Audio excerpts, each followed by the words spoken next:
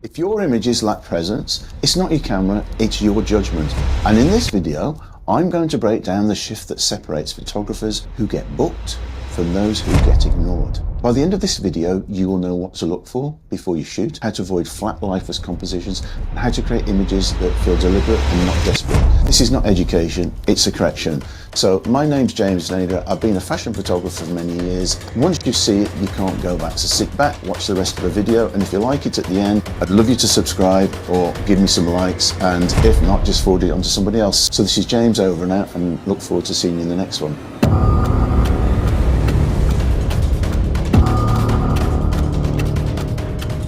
This is not a black and white conversion, it's a black and white decision, and most photographers are reactive, convert, adjust and hope. This was never hope. It was seen this way before the shutter even moved. If you're guessing what will work in mono, then you're not in control, and that shows. Black and white is not something you apply, it's something you recognise, and if you can't recognise it, that's what matters. Hi there, I'm James Nader. I've been a photographer for many years now, and I just want to take a few moments to talk about black and white, which is my passion. So most photographers learn black and white photography is a style to them. They download a preset, they increase the contrast, and they remove the color.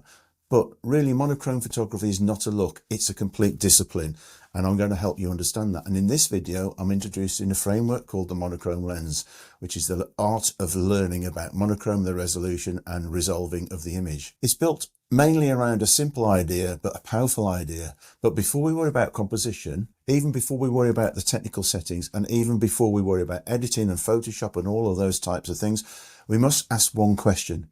Does the image resolve? Does it work? Black and white photography removes the distraction of colour, and it forces us to see structure, light, gesture and texture, and of course tonal range. And if a photograph really resolves in monochrome, it will resolve and work anywhere.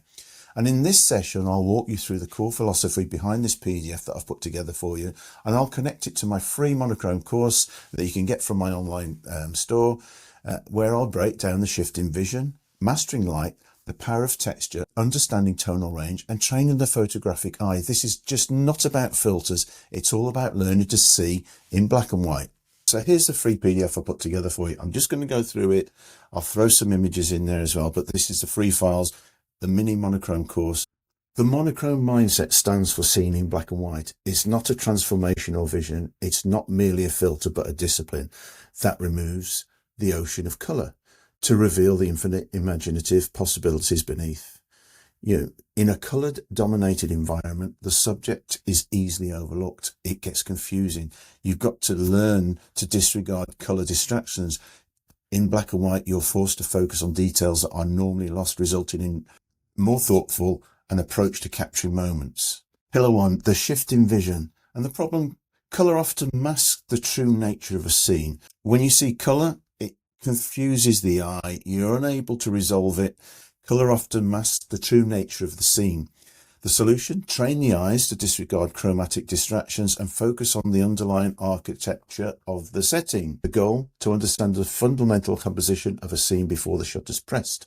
So, training the eye, a progressive guide to shifting the visual perspective. So 1, start simple, 2, increase complexity, 3, utilise the tools, and 4, post-process analysis. So all natural vistas to test your ability to separate form from chaos.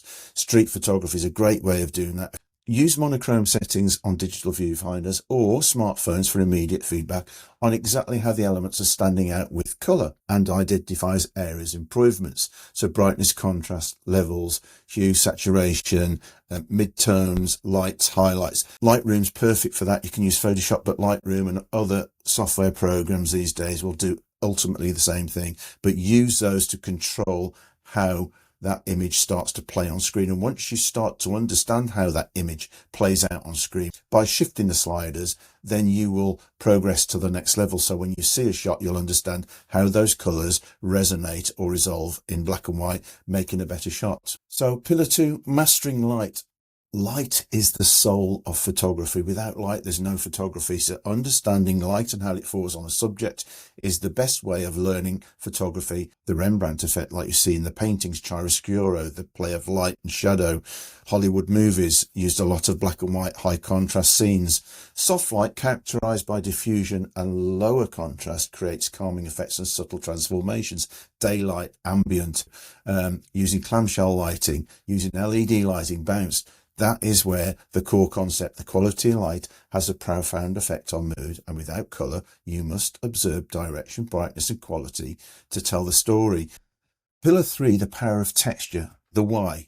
So without colour to distract, texture becomes pronounced and they replace colour contrasts to add depth and interest. And when you're processing your black and white, once you've understood the zone system, which I'll come on to in another video, and the tonal system that you can get within digital DSLRs, especially in Lightroom, you can see these tones, then it becomes a multi-dimensional experience. You can experiment with your scene, but you are starting to visualize in black and white. And the key benefit is it provides a tactile quality that engages the viewer more deeply, evoking a stronger emotional response. And the why? A rich tonal range adds drama, nuance, and the impact of the picture. This is where your picture talks, and this is where your picture stands alone and tells the story on its own. So whether it's fashion, portraits, weddings, landscapes, or street, it's the same concept. That picture needs to tell its own story on its own. So the photographer's evolution, how the monochrome discipline enhances your overall skill set. And I think that's a nick on there, I'm not sure. But I know people will probably disagree with this, but honestly, I've come through this route and this is my technique and my process to make you guys better.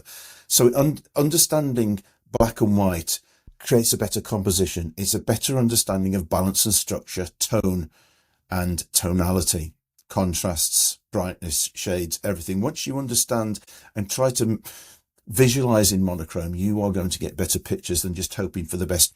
Be more deliberate and thoughtful with your choices. So when you're composing a shot, look at that scene, squint your eye, f-stop your eye. Does it work when you strip out a lot of the color? You're looking at the lights, tones, you look at the values of the whites.